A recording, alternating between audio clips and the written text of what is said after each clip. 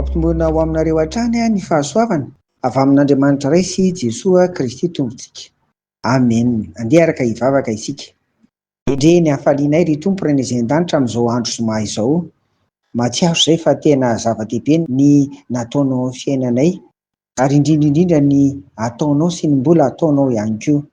Mendrika anao ny fiderana, mendrika anao ny fanomezam-boninahitra, koa dia atolotra anay eo an-dapan'ny fahamasinanao izany ry Tompo Reny izay an-danitra mba ho vokatry ny fonay ankasitrahanay tanteraka anao. Dia ataonay amin'ny anaran'i Jesoa izany vavaka izany amin'izao fiainana vaovao, andro vaovao atolotra ao anay izao. Amen.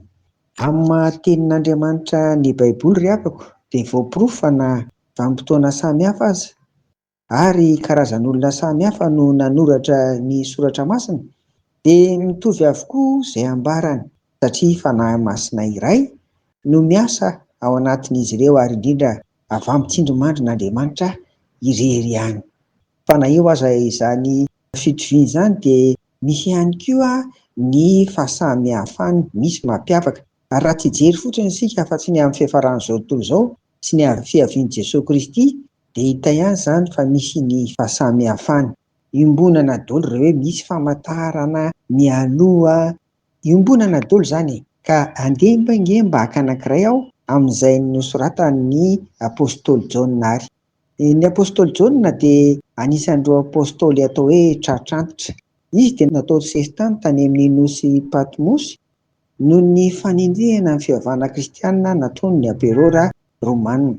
Dia tany izy nahita ny fahitana tamin'ny alalan'ny apokalipsy ary iray amin'izany ny mampiavaka azy ny amin'izay hoe anambarany ny amin'ny zavatra misy ny amin'ity fiavian'i Jesoa ity. Andengery afaka ho vakiantsika amin'ny anaran'i Jesoa izany.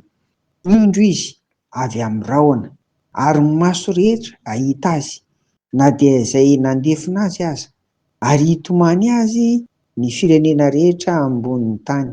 Eny, amen. Ny apokalipsy toko voalohany andininy fahafito dia vao manomboka mihitsy ity boky ity izany no ahitantsika an'izany. Ny mampiavaka an'ity andinin-tsoratra masina ity amin'izay fahitantsika raha miresaka ny amin'ny fiafaran'izao tontolo izao sy ny fiavian'i Jesoa dia ny filazany fa ny maso rehetra ahita azy na dia izay nandefina azy aza. Ry havako, inona daholo ary no dikan'izany? Voalohany, tsy misy hafa-maina ny olombelona rehetra na oviana na oviana izy ny velony. Jereo fa na dia izay nandefina any Jesoa aza efa ho arivo taona lasa izay, reny koa izany dia ahita ny Tompo.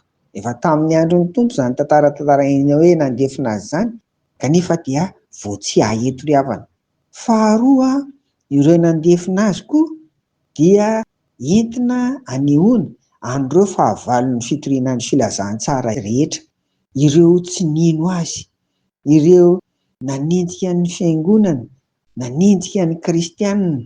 Ny mampiavaka azy dia hoe hitomany avokoa izy ireo no nitahotra ny fitsarana ary indrindra no nenina. Izany izany ny tena hoe tomany, izany izany ny atao hoe fidradradradrana, izany izany ny atao hoe alahelo mafy dia mafy. Ry havana, tsy vazovazo na sanatria indrindra indrindra hoe anganongano ny amin'izany fiavian'i Jesoa izany fa ho hitan'ny olona rehetra. Eny, fa na dia izay namono, nanenjika, nandefina azy aza, voalaza ny soratra masina eto ry havana. Noho izany dia rehefa tonga Jesoa dia na ianao ho faly na ianao hitomany, iray amin'izany ihany. Ry havana, aiza amin'ireo no hisy ianao? Misaorana ny Tompo fa mbola velona ka afaka misafidy ny amin'ny ho faly isika. Noho izany ry havana, fadio ny manenjika ny kristianina, fadio ny manenjika ny fiangonana, fadio ny manenjika ny Tompo. Amen. Andeha hivavaka ary isika. Ry Tompo Ray any an-danitra, mbola resy lahatra indray izay fa tena tianao Tompo, safidy roa no anatrehanay izany izao. Na hitomany izay, na hifaly rehefa tonga ianao. Koa mangataka amin'ny fanahina masina hiasa aty anatinay Tompo, mba tanteraka ny sitraponao. Amin'ny anaran'i Jesoa, amen. Ho aminareo ry havako ny fiatanan'i Jesoa, amen.